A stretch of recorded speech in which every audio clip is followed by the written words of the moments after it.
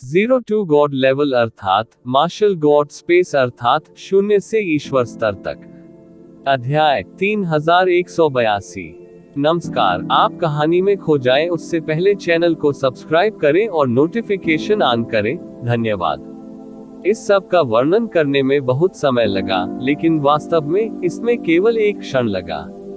सभी के पूरी तरह से तैयार होने से पहले ही शाही सम्राटों के बीच लड़ाई खत्म हो गई थी। वज्र सम्राट की बातें सभी ने सुनी थी। मार्शल सम्राट येज़िवेन 7वें स्तर का अस्तित्व था। बहुत से लोग हॉन्फेने से खुद को नहीं रोक सके। 7वां स्तर, चाहे वह कहीं भी हो, 7वां स्तर एक विभाजन रेखा थी। यदि किसी दौड़ में 7वें स्तर का शाही सम्राट नहीं होता, तो वह केवल दूसरी श्रेणी की दौड़ होती। लाइट रेस मानव जाति के प्रति इतनी आक्रामक थी, इसका कारण ये था कि सुई संप्रभु के चले जाने के बाद मानव जाति में कोई और नहीं था जो स्थिति को दबा सके। और अब अंततः एक था। मानव जाति के कई पुराने धुंधले लोगों ने महसूस किया कि उनकी आंखों से आंसू बह रहे हैं। सुई संप्रभु को चले गए इतने साल हो गए थे, और मानव जाति को आखिरकार 7वें स्तर का विशेषज्ञ मिल गया। रेन हुआंग और फैंगई अपने चेहरे पर सदमे को छिपा नहीं सके। हालांकि उन्हें कुछ खबरें मिली थी कि मार्शल सम्राट 7वें स्तर में प्रवेश कर सकता है, लेकिन ये खबर सटीक नहीं थी। अब वे जानते थे कि अफवाहें सच थी। मूल रूप से उसने सोचा कि येज़िवेन अधिकतम 6ठे स्तर के शिखर पर था, इसलिए वह योजना के अगले चरण के बारे में चिंतित था। लेकिन अब वह पूरी तरह से राहत महसूस कर रहे थे।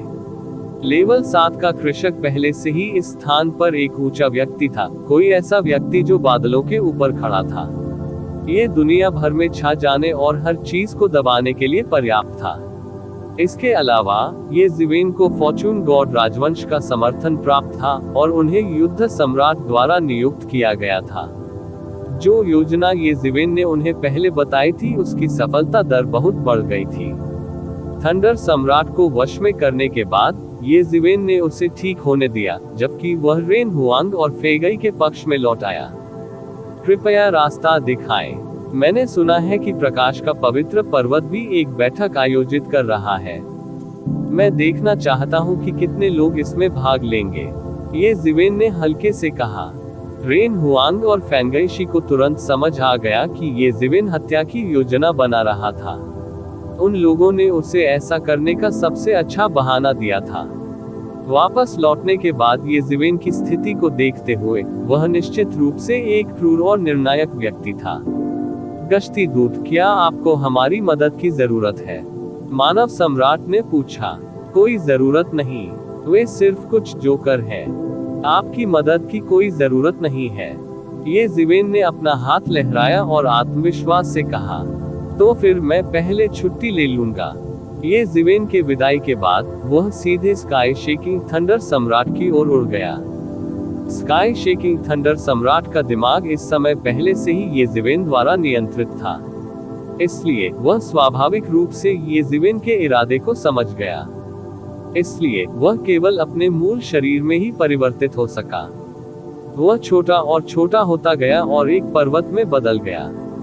आकाश को हिला देने वाले गड़गड़ाहट वाले सम्राट ने ऊपर की ओर मुंह किया और एक लंबी और तेज गर्जना की। ऐसा लग रहा था मानो वह अपना गुस्सा निकालना चाहता हो।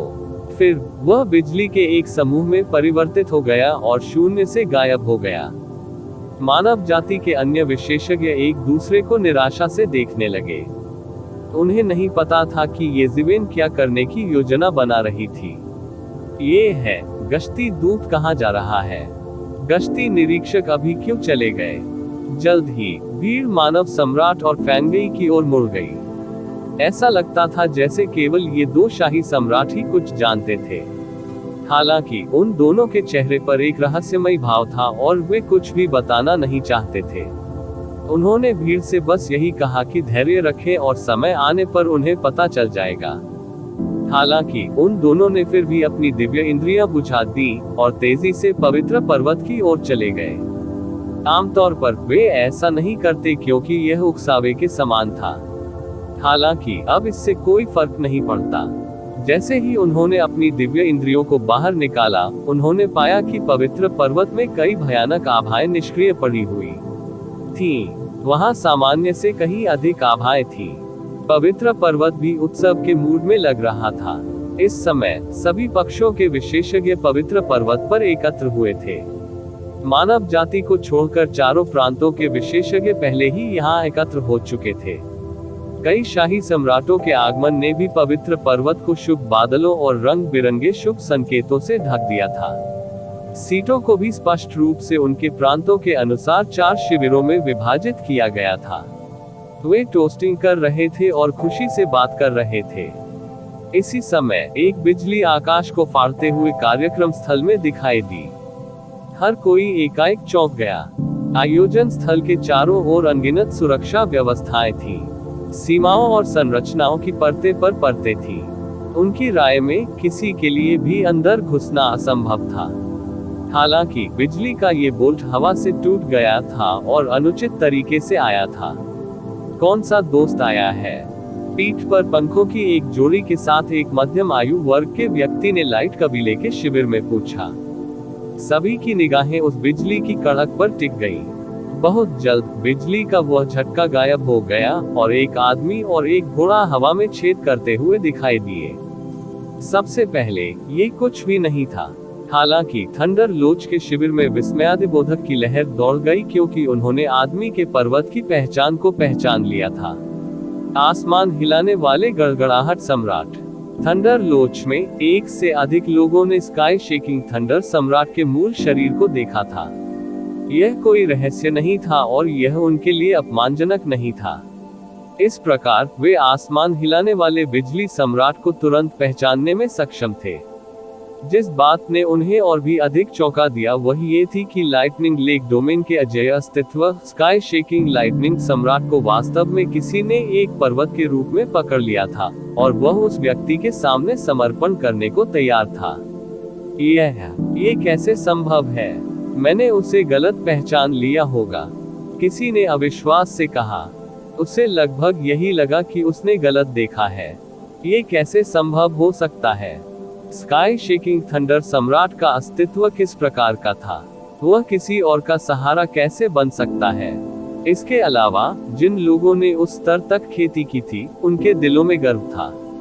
वे किसी और का सहारा बनने के बजाय मर जाना पसंद करेंगे। हालांकि जिस बात ने उन्हें और अधिक भयभीत कर दिया वह ये तथ्य नहीं था कि स्काई शेकिंग थंडर सम्राट एक पर्वत बन गया था, बल्कि वह व्यक्ति था जिसने स्काई शेकिंग थंडर सम्राट को पकड़ लिया था और उसे एक पर्वत बना दिया था। वो व्यक्ति कौन है? जल्द ही दूसरे खेमे के लोग भी चिल्ला उठे। उन्होंने भी इसके बारे में सुना था। ये कैसे संभव है? वह आकाश को हिला देने वाला गड़गड़ाहट सम्राट है। हर कोई थोड़ा अवाक रह गया। ज्ञात हो कि स्काई शेकिंग थंडर सम्राट की चारों प्रांतों में भी बड़ी प्रतिष्ठा थी। वह चारों प्रांतों में प्रथम श्रेणी के व्यक्ति थे। अब वह वास्तव में किसी और का सहारा बन गया था। ये निस्संदेह उनके विश्व दृष्टिकोण का पूर्ण विध्वंस था। इससे उन्हें ऐसा महसूस हुआ मानो उनका विश्व दृष्टिकोण ध्वस्त हो गया हो। आप कौन हैं? इस समय लाइट कबीले के मध्यम आयु वर्ग के व्यक्ति ने पूछा। क्या तुमने मेरा विरोध करने के लिए कोई बैठक नहीं की? क्या गलत है? क्या तुम मुझे नहीं पहचानते? ये जिवेन स्काई शेकिंग थंडर सम्राट पर बैठी और हंसते हुए बोली। क्या आप एक मार्शल सम्राट हैं? इस समय अधेड़ उम्र का आदमी पूरी तरह से सदमे में था। न केवल वह, बल्कि अन्य लोग भी अवाक रह गए। उन्होंने हजारों संभावनाओं के बारे में सोचा था, लेकिन उन्होंने कभी नहीं सोचा था कि ये जिवेन उनकी बैठक में आने और नायकों का सामना करने की हिम्मत करेगी। उनकी हिम्मत साधारण नहीं थी। दूसरे कुलों के विशेषज्ञों ने भी उसी समय अपने भाव बदल दिए। शैतान के बारे में बोलो और वह प्रकट हो जाएगा। वे बस योजना बना रहे थे कि ये जिवेन से कैसे निपटा जाए, लेकिन उन्हें उम्मीद नहीं थी कि ये जिवेन एक दिन सीधे उन्हें मार डालेगी। पता चला कि गश्ती दूत आ गया है। आपसे मिलने के लिए बाहर न जा पाने के लिए क्षमा करें। लाइट कबीले के मध्यम आयु वर्ग के व्यक्ति ने तुरंत अपने दिल में सदमे को दबा दिया और कहा, ऐसा नहीं है कि मैं आपसे मिलने नहीं गया था। मैं यहाँ उन विद्रोहियों को खत्म करने के लिए आया हूँ जिन्होंने फॉर्चून गॉड राजवंश के खिलाफ साजिश रची थी। ये ज़िवेन ने थोड़ा व्यंग्य किया। सबके चेहरे का रंग अचानक बदल गया। हालांकि उन्होंने ये ज़िवेन को कठिन समय देने की साजिश रची थी, लेकिन उन्होंने ये नहीं सोचा था कि ये ज़िवेन इतने सरल तरीके से उनके साथ सौहार्दपूर्ण व्यवहार के सभी दिखावों को तोड़ देगी। उनका उनसे बात करने का भी मूड नहीं था। ये सौहार्द के सारे दिखावे को पूरी तरह से खत्म कर रहा था। वे ये ज़िवेन से डरते थे, इसलिए उन्होंने नहीं सोचा था कि वह सीधे तौर पर उनके साथ सौहार्द का सारा दिखावा छोड़ देगा। ऐसा इसलिए नहीं था क्योंकि वे ये ज़िवेन से डरते थे, बल्कि इसलिए क्योंकि वे ये ज़िवेन के पीछे फॉर्चून गॉड राजवंश से डरते थे। वह राक्षस प्राचीन काल से ही इस विशाल भूमि का एकमात्र स्वामी था। अनगिनत वर्षों की संचित शक्ति के बाद उन्होंने उसके विरुद्ध जाने का साहस नहीं किया। उन्होंने ये ज़िवेन के खिलाफ जाने की हिम्मत की, लेकिन उन्होंने फॉर्चून गॉड राजवंश के खिलाफ जाने की हिम्मत नहीं की। उनका तो जिक्र ही नहीं, यहाँ तक कि पौराणिक सुपर संप्रदायों ने भी ऐसा ही किया। क्या गश्ती दूत, वह बस एक भाग्यशाली व्यक्ति है। क्या आप सचमुच सोचते हैं कि आप फॉर्चून गॉड राजवंश के प्रतिनिधि हैं? क्या आप सचमुच सोचते हैं कि आप एक बड़े खिलाड़ी हैं? मानव जाति मानव प्रांत में तो ठीक है, लेकिन मानव प्रांत के बाहर वे क्या है? आप केवल गुलाम हो सकते हैं। एक ठंडी आवाज ने सीधे कहा। ये काफी असभ्य था, लेकिन यह अंधेरे में छिपा हुआ था और इसका प्रकट होने का कोई इरादा नहीं था। किसको कोई आपत्ति है? आप बाहर आकर लड़ते क्यों नहीं? इस गश्ती दूत के पास कोई अन्य कौशल नहीं है, लेकिन मैं हर तरह के असंतोष से निपटने में माहिर हूँ। ये ज़िवेन काफी हाई प्रोफाइल थे और उनका कम प्रोफाइल में रहने का कोई इरादा नहीं था। आप दूसरों को डराने के लिए अपने पीछे फॉर्चून गॉड राजवंश पर भरोसा कर रहे हैं। क्या आपको लगता है कि फॉर्चून गॉड राजवंश वास्तव में आपका समर्थन करेगा? आवाज फिर से सुनाई दी और वह अभी भी भीड़ में छिपी हुई थी। आवाज सभी दिशाओं से आ रही थी और यह निर्धारित करने का कोई तरीका नहीं था कि यह कहां से आई थी। काया बदमाश। जैसे ही ये ज़िवेन की आवाज गिरी, वह अंततः चला गया। एक पल में उसके शरीर के चारों ओर सुनहरा रक्त और क्यूई बढ़ गया, मानो वह सुनहरी चमक की परत से ढका हुआ हो। उसका खून और क्यूई राक्षसी थे और वह असामान्य रूप से भयंकर था। तेज तेज तेज। आखिरकार उसने अपनी चाल चली। एक ड्रैगन के उभरते हुए और एक फीनिक्स के नीचे उतरते हुए, वह पहले ही डाक प्रांत के शिविर में घुस गया था और डाक प्रांत के शिविर के नेता पर हमला कर दिया था। उसका बड़ा हाथ आकाश में बादलों की तरह था और वह बेरहमी से नीचे गिरा। उस व्यक्ति का पूरा शरीर कोयले की तरह एकदम काला था, लेकिन उसका पूरा शरीर एक प्रकार की मंद रोशनी से चमक रहा था। उसने ये ज़िवेन को सीधे उस पर हमला करते देखा और अचानक चौंक गया और क्रोधित हो गया।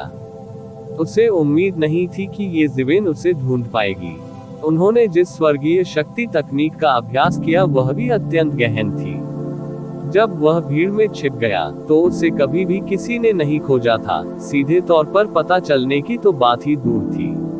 सभी की नजरें ऊपर उठी और उन्हें समझ आ गया कि अभी जो अजीब आवाज आई थी वह इसी शख्स की थी। गर्जन। ये ज़िवेन द्वारा एक कोने में धकेले जाने पर उसने अचानक एक लंबी दहाड़ मारी और मुक्का भी मार दिया। प्रतिवेदन। किसी भी खराब अनुवाद के बारे में हमें बताने के लिए टेक्स्ट का चयन करें और रिपोर्ट पर क्लिक करें। लेस देन पिछला सूचकांक, अगला ग्रेटर देन।